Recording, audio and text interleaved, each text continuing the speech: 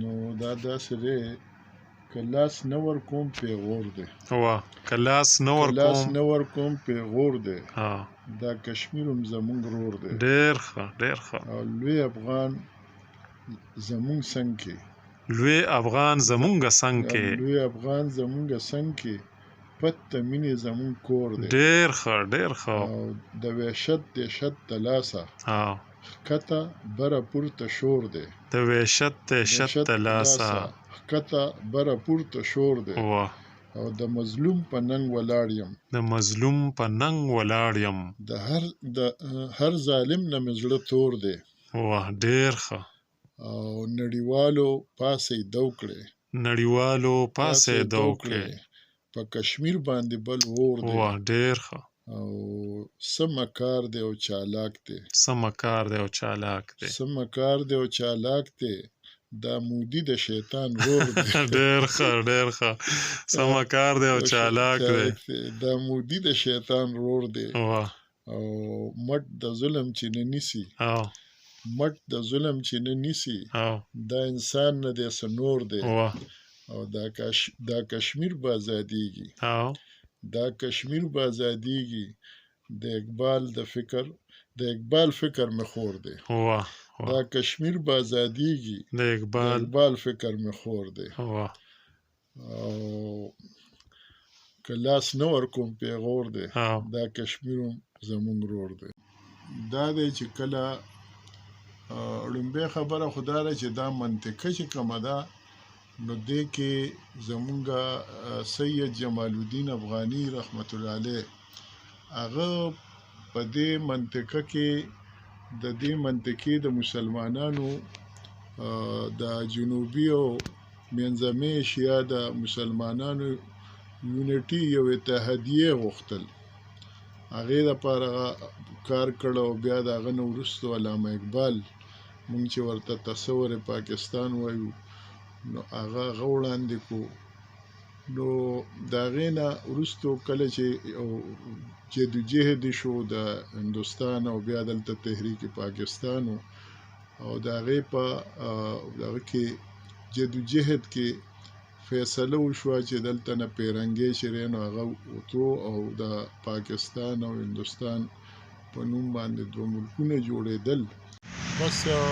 الله تعالی دې رحم وکړي په دې ملک باندې او خدای شته چې مونږ خو ډېر زیات چې دی نو هغه فکرمن یو یوازې مونږ نه بلکې دا اوس زمونږ سره دلته د ناستو د زمونږ د اسلام آباد فانا نفس سره خوا کې یو پارک دی هغې سره ناستو او دا د سند پولیس والا ځوانان راغلي دي نو په مونږ تېرېدو سلام یې وکړو ما سلام واغستو بیا مې ورته وویل چې یاره تاسو خو مېلمانه او دلته نږدې څه دغه نشته چې تاسو خاطر مدار هم کړی وی نو هغې ډېر زیات خوشحاله شو بیا مې د کم ځای نه نو وی چې مونږ د سند نه راغلي نو بیا هم خبرې کولې نو هغې غریبان په خپله هم وایي بس ما ته وی چې ساین ته مشر یې ته دعا وکوئ چې زمونږ په ملک باندې خدای پاک رحم وکړي او د حالات ښه شي که نه نو لکه که زمونږ پولیس دی که زمونږ فوج دي که زمونږ نور سکیورټي ادارې دي که هغه نور سرکاري ملازمین دي هر سړی د ژوند د هرې طبقې د دې حالاتو نه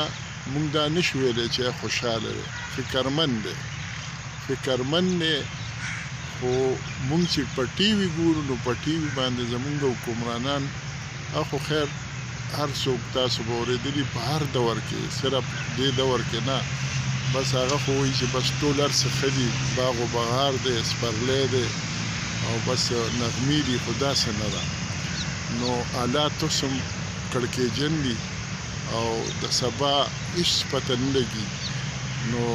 چې یاره سبا به څه پېښېږي نو خدای دې وکړي چې دغه شي زمونږ د حکمرانانو نه د خدای پاک عقل فکر ورکړي د کرسۍ جګړه را نور هېڅ نه دي د مفاداتو جګړه را نه نظریه شته نه فکر شته مونږ چې په ننني وخت کې کم صورتحال ته ګورو نو هغه صورتحال لوی قوتونه دي پرون چې کم دی نو روس او امریکا وه نن چې کم دی نو امریکا ده او چین دی او روس دی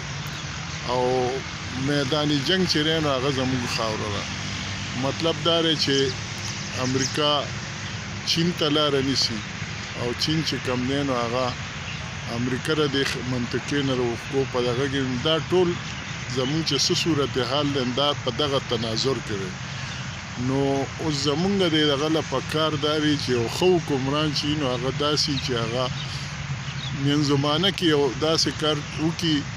چې نه سیخ وسوځي نه کباب. هغه د پیر ګوهر صاحب شعر د نظم خو شاعر امنو نو په دې ورته خطاب هم ملو شو. نو هغه وایي چې زار د امریکا د روس د زار د چین شي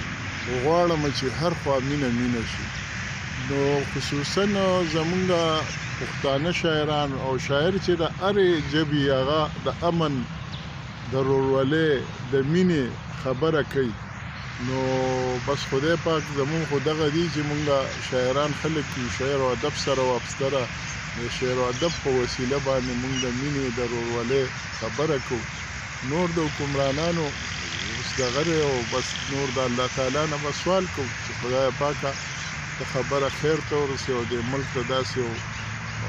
قیادت ورکړي چې هغه د دې ملک او د دې قوم د پاره چې نو خدمت او خدمت